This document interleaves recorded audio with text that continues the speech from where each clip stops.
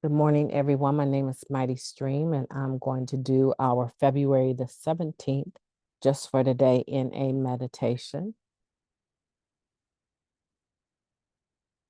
Running a bit late this morning. Forgive me, been exhausted. So the meditation is entitled Carrying the Message, Not the Addict. They can be analyzed, counseled, reasoned with, prayed over, threatened, beaten, or locked up, but they will not stop until they want to stop. That comes from the basic text, page 65. Perhaps one of the most difficult truths we face in our recovery is that we are powerless.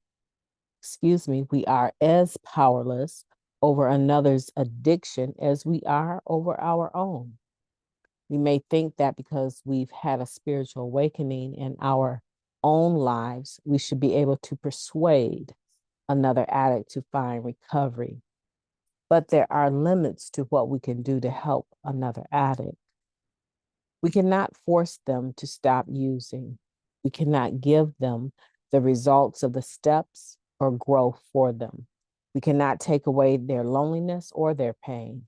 There is nothing we can say to convince a scared addict to surrender the familiar misery of addiction for the frightening uncertainty of recovery. We cannot jump inside other people's skins, shift their goals, or decide for them what is best for them.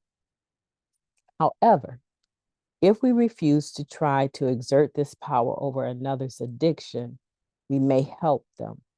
They may grow if we allow them to face reality, painful though it may be. They may become more productive, by their own definition, as long as we don't try and do it for them.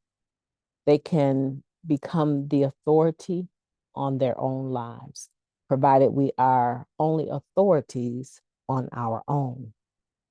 If we accept all this, we can become what we were meant to be, carriers of the message, not the addict.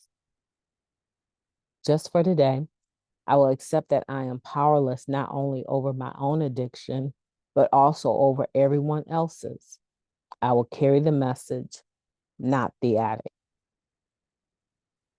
Let's take a moment of silence, followed by the we version of the Serenity Prayer. Moment of silence now, please. Thank you. God, grant us the serenity to accept the things that we cannot change, the courage to change the things that we can, and the wisdom to know the difference. Just for today, please and thank you. This meditation is actually talking about the realization of that particular prayer, right? The Serenity Prayer. When I'm trying to do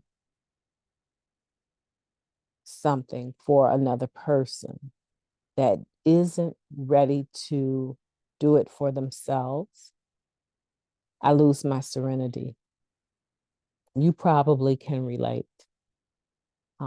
If you were not the subject of someone's futile efforts to get you to recover, get treatment, if you weren't the subject of that, you may have been the person trying to actually get someone into recovery or to stop anything, not just necessarily drugs. This is applicable in every area of our lives. When we're trying to do something for someone that doesn't want to do it for themselves, we lose our serenity. When we know what we can change and what we can't, and we have the courage to change the things that we can, right? We have more peace. If any of you were to look at your past, let's just say you can go back to when you got into recovery, but you probably don't need to go back that far.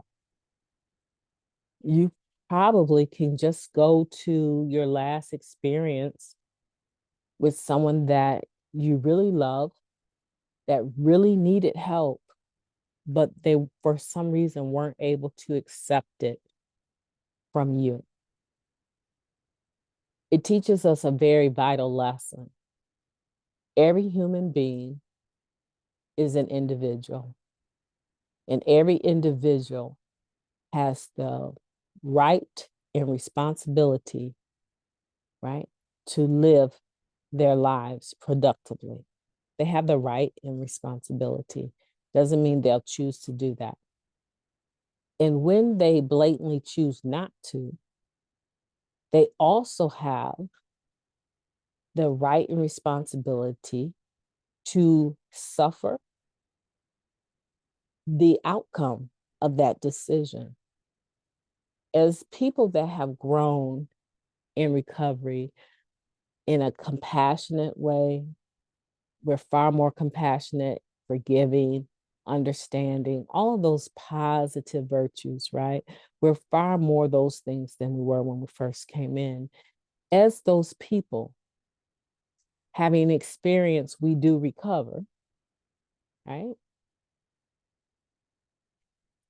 It's very difficult to stand back and watch someone else suffer active addiction, knowing that we have found the answer for ourselves.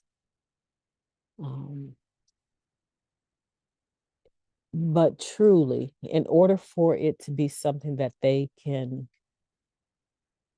grow from, value, cherish, they have to want it to begin with. We always say this, right? You've heard it. I know that you've heard it. This is a program for those that want it, not those that need it. And if that's new to you, hearing that for the first time, or you've heard it and never knew exactly what that meant, that's exactly what it means, is that the people that end up here and stay here are the ones that want recovery. That's the bottom line. And many people will land here, but not by choice.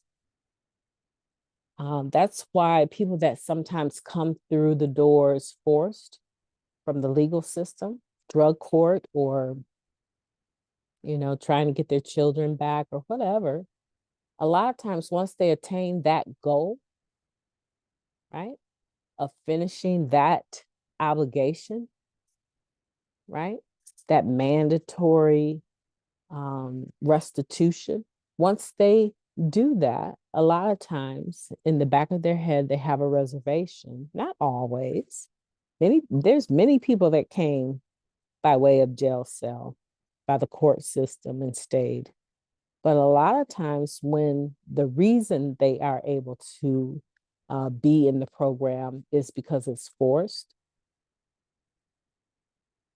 it loses its power. It lacks the power, right? Even the basic text talks about that. Enforced morality lacks the power, right? For ongoing change. And I'm paraphrasing. So a lot of times they slide right back out the door.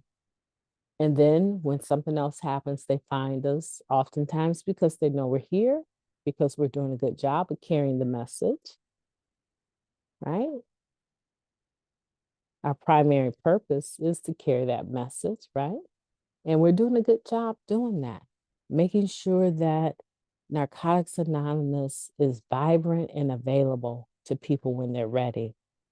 So today, I want you to accept that not only are you powerless over your own addiction, but even more so over someone else's, right? And surrender to that so that you can have the serenity that comes with that and continue to do your part, which is to try and carry the message. That's step 12 to the individual that still suffers from the disease of addiction. Try to do that to the best of your ability. And when you're carrying the message, carry the message and not the mess, right? I wanted to add that because sometimes we get a lot of mess and newcomers don't know how to sift through all of that, right? So make sure that we're carrying the NA message that will show how we have gratitude for our recovering life. My name is Mighty Stream. I've enjoyed talking to you today. I hope that you will have a beautiful day on purpose.